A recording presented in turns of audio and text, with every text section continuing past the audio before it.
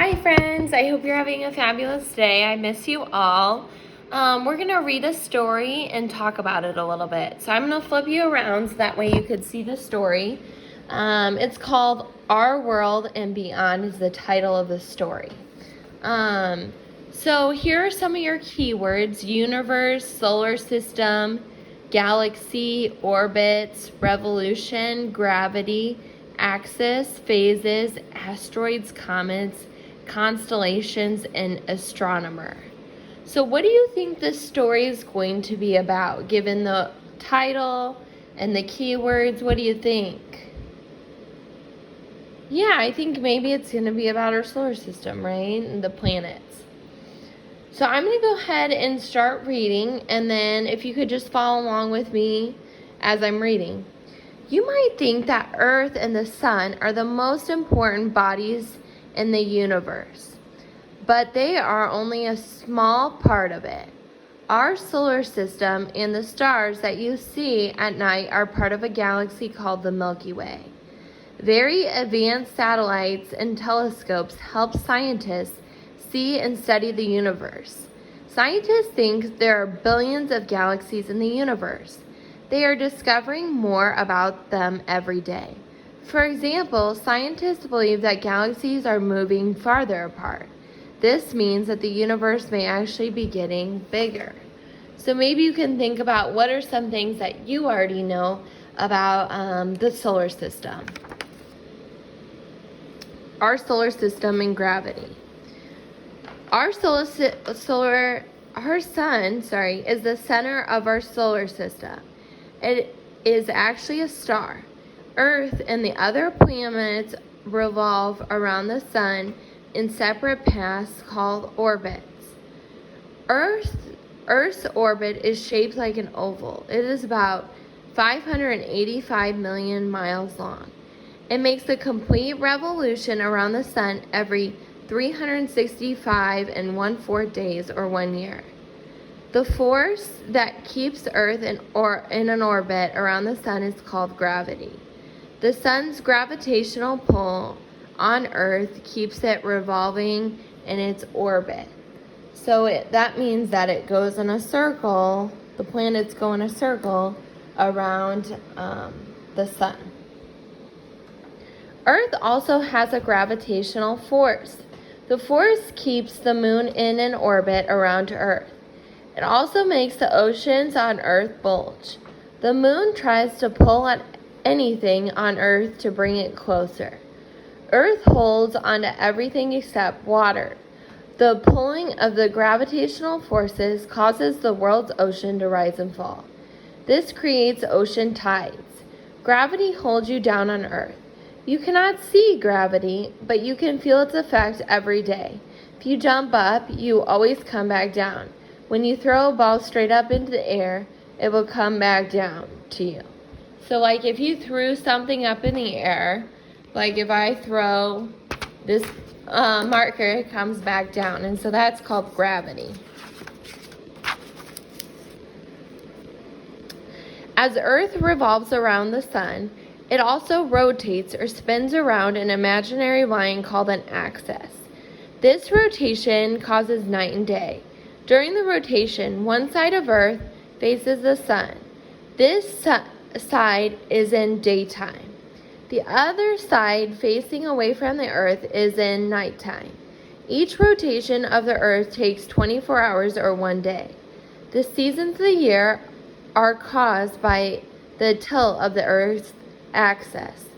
They are also caused by Earth's revolution around the sun. Different parts of Earth receive more direct sunlight than others at different times of the year.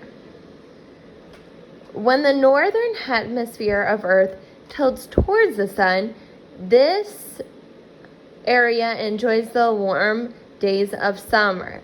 So you can see if it tilts towards the sun, like in this picture, it causes summer.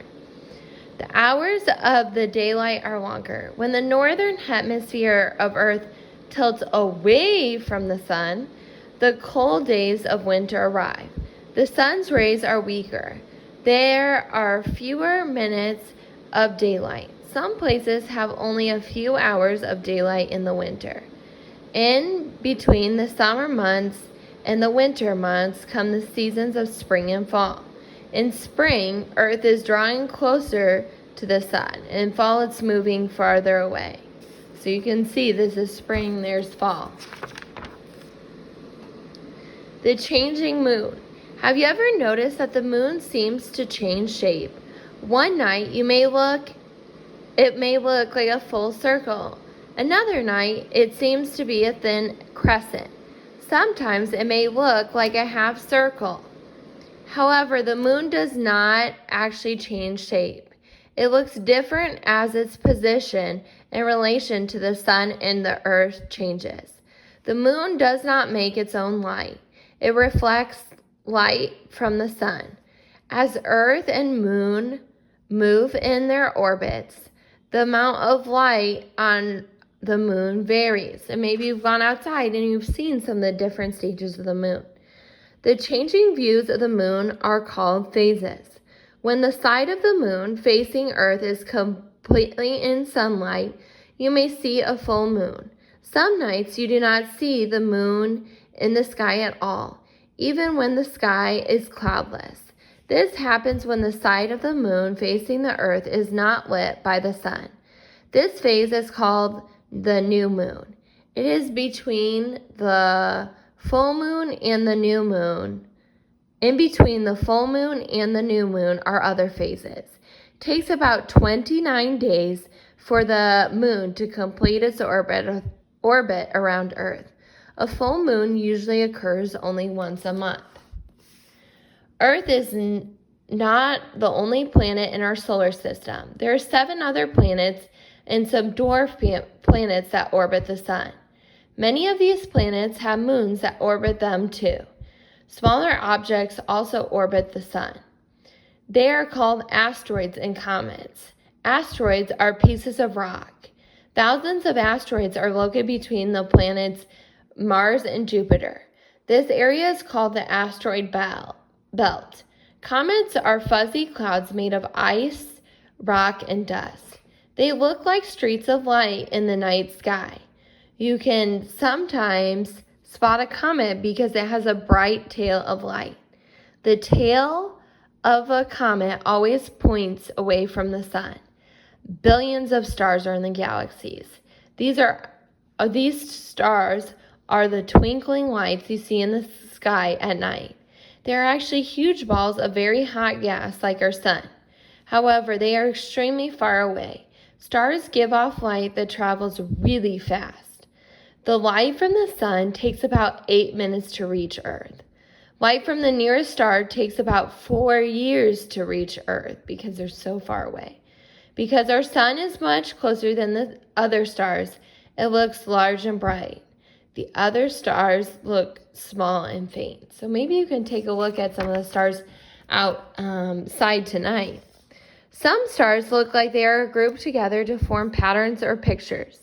These are called constellations. People in ancient times named the pattern after gods or heroes from myths and stories. Sometimes they were named after animals. Ursula Major, or the Great Bear, is a constellation. One star grouping within the Great Bear is the Big Dipper. It looks like a small pot with a long handle. Ursa Minor, or the Little Bear, has the Little Dipper. It begins with a North Star, also called Polaris.